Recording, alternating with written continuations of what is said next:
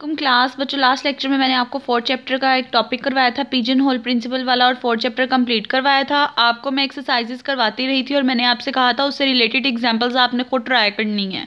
अब मैं बच्चों यही कंसीडर करूंगी कि आपने फोर्थ चैप्टर की एग्जांपल्स भी कर ली हैं जो उससे रिलेटेड थी, ठीक है। अब उसके बाद नेक्स्ट मैं आपको पहले चैप्टर नंबर 6 करवाऊंगी। जब चैप्टर नंबर 6 हो जाएगा उसके बाद चैप्टर नंबर 5 करवाऊंगी, क्योंकि इस चैप्टर में आपके सिलेबस का थोड़ा सा पार्ट इंक्लूड है। इस चैप्टर का जो आपका सिलेबस है बच्चों, सिलेबस में 6.1 पूरी है, 6.2 के पहले 4 क्वेश्चन है, 6.3 के भी पहले 4 है और 6.4 के फर्स्ट 6 हैं। आज मैंने जस्ट आपके साथ एक्सरसाइज 6.1 डिस्कस करनी है। 6.1 आप बेसिकली फर्स्ट ईयर वाला सारे का सारा काम है, फिक्टोरियल वाला आप लोग पहले कर चुके हुए हो, ठीक है। अब देखिए 6.1 में आपके पास पहला क्वेश्चन क्या दिया हुआ है, आप लोगों को कहा हुआ है वैल्यूएट करना है फॉलोइंग एक्सप्रेशन। आपको एक एक्सप्रेशन उन्होंने फिक्टोरियल की फॉर्म में दिया हुआ है, आपसे कहा हुआ है उसको सॉल्व करके आपने उसकी वैल्यू निकालनी है।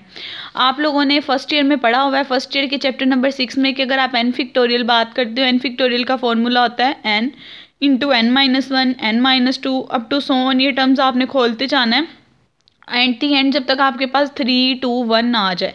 यानी कि अगर आपको 3 फिक्टोरियल कहा हुआ है, आपसे कहा गया इसका फॉर्मूला बताएं, तो इसमें क्या लिखोगे 3 माइनस 1 क्या होता है 2 माइनस 1 क्या होता है 1। इसको वहाँ तक खोलना है जहाँ तक इसका जो आंसर है ना वो 1 पे स्टॉप कर जाए और ये आपस में मल्टीप्लाई करके इसकी वैल्यू का आंसर आ जाता है 6।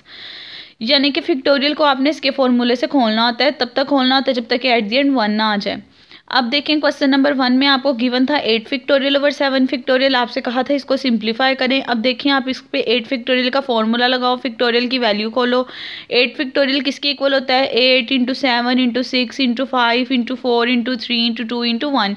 यानी कि 8 को आपने 8 में से माइनस करना स्टार्ट कर देना और साथ साथ मल्टीप्लाई करते जाना है। जिस तरह ये था एन फिक्टोरियल का एन इंटू एन माइनस 1, अब यहाँ 8 था तो 8 into 8 minus 1, 8 minus 2, 8 minus 3, 8 minus 4, 8 minus 5, 8 minus 6। इसी तरह बच्चों 7 फिक्टोरियल का फॉर्मूला खोलोगे, या फर्स्ट ईयर में पढ़ चुके हो, ये 7 into 6 into 5 into 4 into 3 into 2 into 1 बन जाएगा।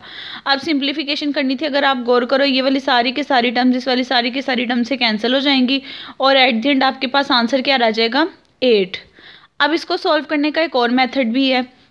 आप लोगों ने एक फॉर्मूला पढ़ा था कि जो एन फिक्टोरियल होता है आपके पास बेसिकली इस टर्म के इक्वल होता है, और अगर इस टर्म पे आप गौर करो ये अंदर वाली जितनी भी टर्म है ये n-1 n-2 अप टू सोन, ये दिस टर्म ये n-1 से स्टार्ट हो रही हैं और कम होते होते 1 पे आ रही हैं।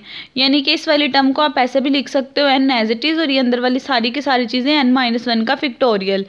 यानी कि अगर आपको कोई नंबर दे दिया गया है, आप उसको नंबर में से जो नंबर दिया है उसको अलग करके उसे पिछली टर्म के फिक्टोरियल के साथ क्लोज कर सकते हो।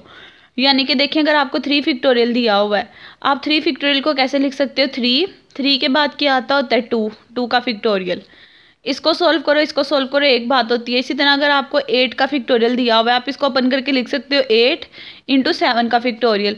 कैसे लिख सकते हो, क्योंकि देखो 8 एज इट इज़, पीछे सारी की सारी टर्म्स जो हैं वो किसका फिक्टोरियल बना रही हैं 7 का, तो इस टर्म को सेपरेट करके ऐसे भी लिख सकते थे और इसके ओवर 7 फिक्टोरियल करने के बाद नेक्स्ट स्टेप में इन दोनों को कट करके भी कह सकते थे कि इसका आंसर आपके पास 8 आ रहा है। यानी डायरेक्ट इसको फिक्टोरियल की फॉर्म में इस फॉर्मूले से भी कर सकते थे और ऐसे पूरा सॉल्व करके भी कर सकते हो। अब उसके बाद नेक्स्ट आपके पास फर्स्ट क्वेश्चन का सेकंड पार्ट आ जाता है। अब सेकंड पार्ट में देखें क्या किया हुआ है।